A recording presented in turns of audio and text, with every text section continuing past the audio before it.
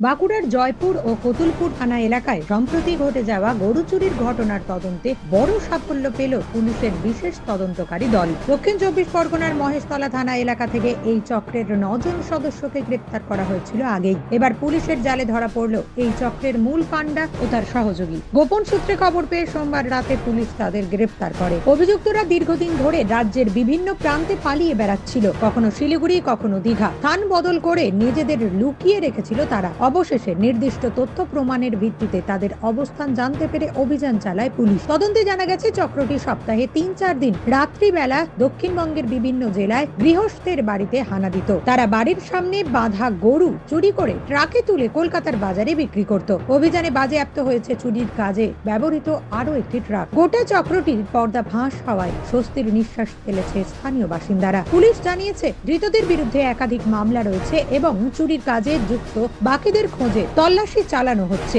News আজ বাংলা, বাঁকুড়া। নিঃসন্তান হওয়ার কারণ স্বামী বা স্ত্রী যে কেউ হতে পারেন।